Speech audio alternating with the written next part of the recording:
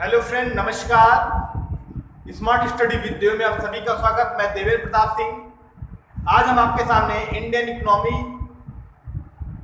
के बारे में चर्चा करेंगे और इंडियन इकोनॉमी से पहले हम जान जाएं इंडियन इकोनॉमी कैसे बनी है, कहाँ से है या किस तरह इसका निर्माण हुआ या जो भी इसका नाम हुआ, अर्थव्यवस्था, इकोनॉमी क्या है। तो इकोनॉमी जो है इकोनॉमिक्स से आया है। इकोनॉमिक्स एक सब्जेक्ट है। अगर हम बात करते हैं अर्थशास्त्र एक विषय है। इसके अंतर्गत हम जिस चीज का अध्ययन करते हैं, इसके अंतर्गत जो हम अध्ययन करते हैं, इसमें कोई व्यक्ति, समाज या सरकार प्रकृति में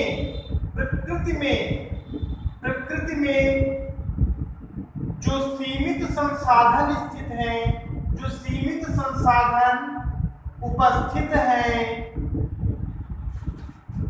अर्थात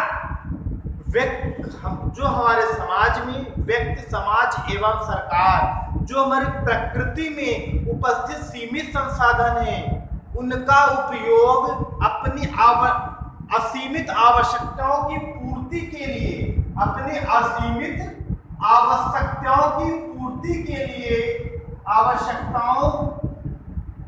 की पूर्ति के लिए, उनका प्रयोग कैसे कर रहे हैं, इसी को ही हम अर्थशास्त्र कहते हैं।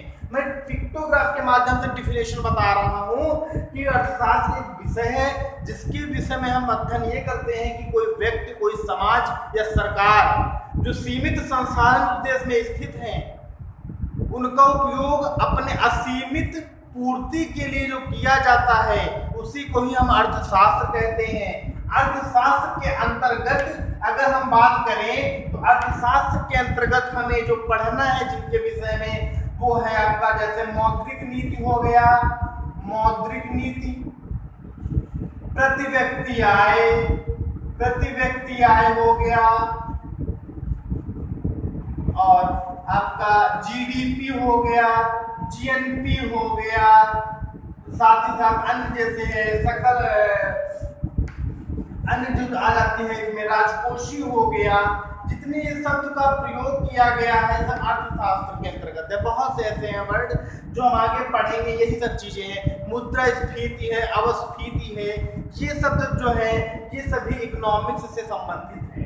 ठीक, आपको मैं बता दूं मोस्ट इंपॉर्टेंट अर्थशास्त्र के सबसे प्रसिद्ध अर्थशास्त्री जो कहे जाते हैं मिस्टर एडम स्मिथ साहब। एडम स्मिथ जो है ये प्रसिद्ध अर्थशास्त्री हैं। ये एक प्रसिद्ध अर्थशास्त्री हैं। ठीक, इन्होंने अपनी एक बुक लिखी जिसका नाम है the wealth of nation. Adam Smith द्वारा अपनी पुस्तक लिखी जिसका नाम था द वेल्थ ऑफ नेशन, जिसको इन्होंने 1776 ईस्वी में लिखी। ठीक, जिसको इन्होंने किसमें लिखी? इसको 1776 ईस्वी में लिखी। और इन्होंने ही बताया कि जैसे हर सब्जेक्ट का जैसे हम लोग साइंस पढ़ते हैं, जीव विज्ञान, भौतिक विज्ञान, रसायन विज्ञान, उसी तरह इन्होंने बताया अर्थशास्त्र जो है इसे क्या कहा इन्होंने अर्थशास्त्र को बताया कि अर्थशास्त्र धन का विज्ञान है।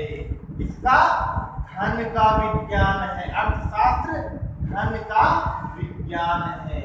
इसने एडम स्मिथ साहब ने बताया कि अर्थशास्त्र धन का विज्ञान है। पेपर में आएगा कि धन का विज्ञान किस अर्थशास्त्री ने कहा अर्थशास्त्र को, तो एडम स्मिथ साहब ने कहा। या क्वेश्चन आएगा द वेल्थ ऑफ नेशन पुस्तक में एडम स्मिथ साहब ने धन का विज्ञान किसे कहा, तो अर्थशास्त्र को कहा। ठीक, तो अर्थशास्त्र को धन का विज्ञान किसने कहा? एडम स्मिथ साहब ने, जिन्होंने अपनी पुस्तक द वेल्थ ऑफ नेशन की 1776 ईस्वी में। राइट, देखा जाए तो अर्थशास्त्र का वर्गीकरण भी किया गया। अर्थशास्त्र का वर्गीकरण मतलब देखा जाए तो बात करते हैं क्लासिफिकेशन ऑफ इकोनॉमिक्स।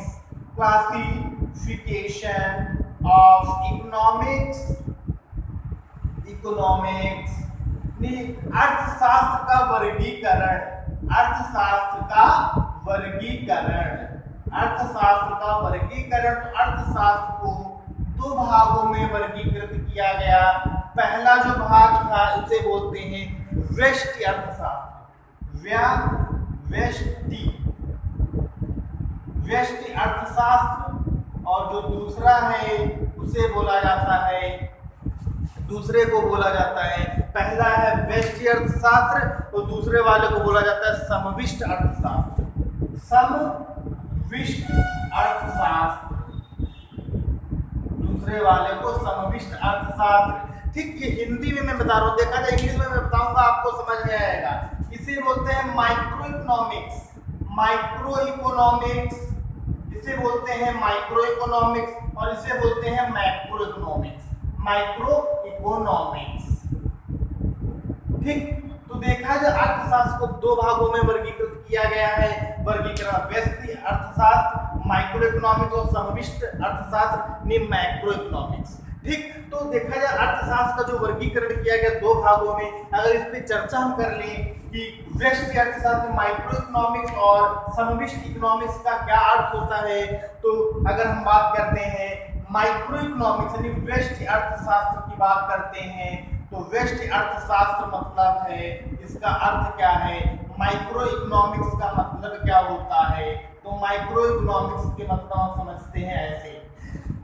इसकी परिभाषा अगर हम बनाएं तो व्यष्टि अर्थशास्त्र की जो परिभाषा हमारी बनेगी, इसके विषय में हम जानेंगे इसमें क्या चीज होता है। तो व्यष्टि अर्थशास्त्र एक छोटी आर्थिक इकाई होती है, ये एक छोटी आर्थिक इकाई होती है, छोटी आर्थिक इकाई होती है जिसे हम व्यष्टि अर्थशास्त्र कहते हैं, व्यष्टि अर्थशास्त्र कहते हैं, जिसके अंतर्गत छोटी आर्थिक इकाई होती है जिसमें छोटे आर्थिक मुद्दे लिए जाते हैं। इसके तहत जैसे बात करते हैं कि व्यष्टि अर्थशास्त्र माइक्रो इकोनॉमिक्स के तहत क्या बात करते हैं, तो व्यष्टि अर्थशास्त्र में जैसे एक व्यक्ति,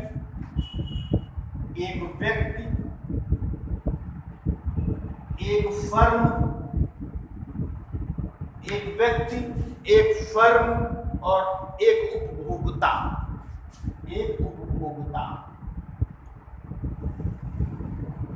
ठीक।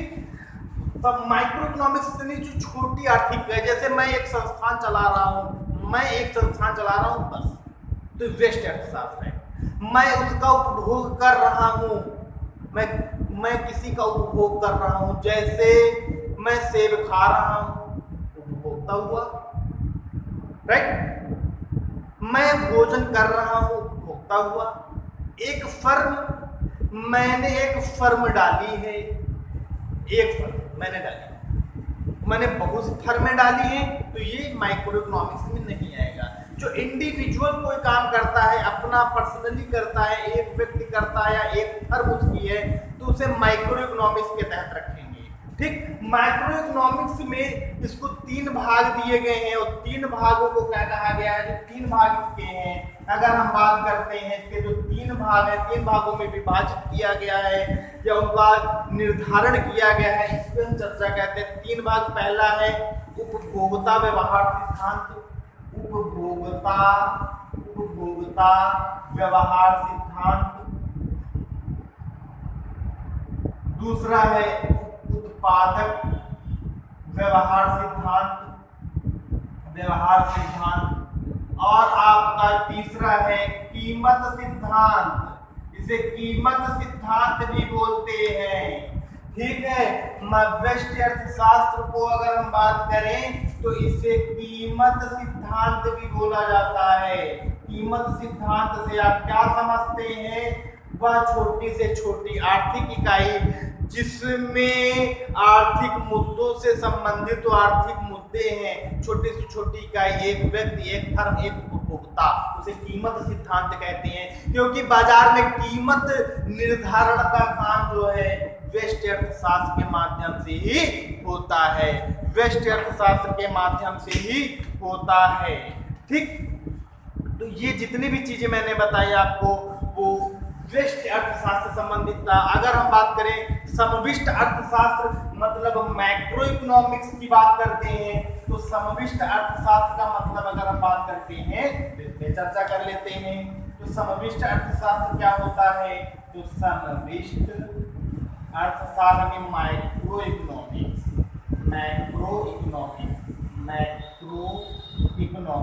तो मैक्रो इकोनॉमिक्स के तहत बात करते हैं। तो मैक्रो इकोनॉमिक्स क्या होता है? तो मैक्रो इकोनॉमिक्स एक बड़ी आर्थिक गतिविधि होती है जिसमें एक बृहद अर्थशास्त्र होता है, जिसमें बृहद आर्थिक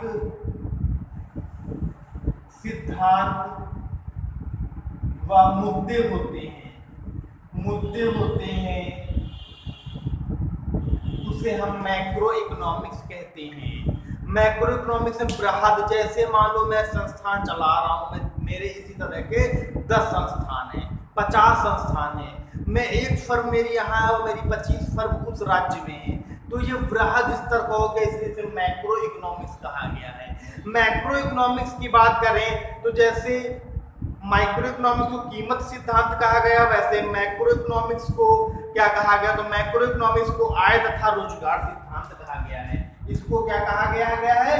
इसको आय तथा रोजगार सिद्धांत कहा गया है। आय तथा रोजगार सिद्धांत कहा गया है। आय तथा रोजगार सिद्धांत कहा गया है। ठीक, इसके तहत अगर हम बात करें तो इसके तहत आपका जो पढ़ाई होती है, इसके तहत इसमें जो चीज रखी जाती है, जैसे मुद्रास्फीति रखी गई, ठीक, बड़े स्तर का होता है ना, इसीलिए प्रति व्यक्ति आय रखी गई, ठीक, प्रति व्यक्ति आय रखी गई, राजकोषीय घाटा रखा गया, राजकोषीय घाटा रखा गया, ठीक, उसके साथ ही साथ अन्य जितने भी हैं, विनिमय हो गया, बजट हो गया, बजट है, विनिमय है, या अन्य कई चीजें हैं जो इसमें उपस्थित हैं, जो माइक्रो इकोनॉमिक्स के तहत आते हैं। ठीक, तो ये अर्थशास्त्र के विषय में था। उसके बाद अर्थव्यवस्था शुरू होगी। अर्थशास्त्र और अर्थव्यवस्था का डिफरेंस क्या होता है, फिर अर्थव्यवस्था के बारे में हम लोग पढ़ेंगे। तो आज जो है मैं आपको बेसिक चीजें बताया हूँ, अर्थशास्त्र के विषय में बताया हूँ। ठीक, आप लोगों को इसके पीडीएफ नोट्स चाहिए तो आप हमारे टेलीग्राम चैनल स्मार्ट स्टडी उद्योग से जुड़ सकते हैं, ज्वाइन कर सकते हैं। मैं अपनी हर वीडियो के डिस्क्रिप्शन बॉक्स में लिंक एक डाल देता हूँ, टेलीग्राम लिंक, जिसमें मैं जो वीडियो बना के डालता हूँ उसका पीडीएफ नोट्स आपको मिल जाएगा। राइट, आपको इकोनॉमिक्स की पहली वीडियो मैंने डाली, आपको जैसी भी ये वीडियो लगी हो आप लाइक, कमेंट व शेयर जरूर करें और हमारे चैनल स्मार्ट स्टडी वीडियो को सब्सक्राइब जरूर करें। साथ ही साथ बेल आइकन को दबाना ना भूलें, बेल आइकन जरूर दबाएं। ठीक, तो आपको जैसी भी क्लास लगी हो आप उसे लाइक, कमेंट और वीडियो को जरूर ज्यादा से ज्यादा शेयर आप सभी लोग करें, व्हाट्सएप पे, फेसबुक पे या अदर जो भी सोशल साइट्स हैं। ओके, धन्यवाद, नमस्कार।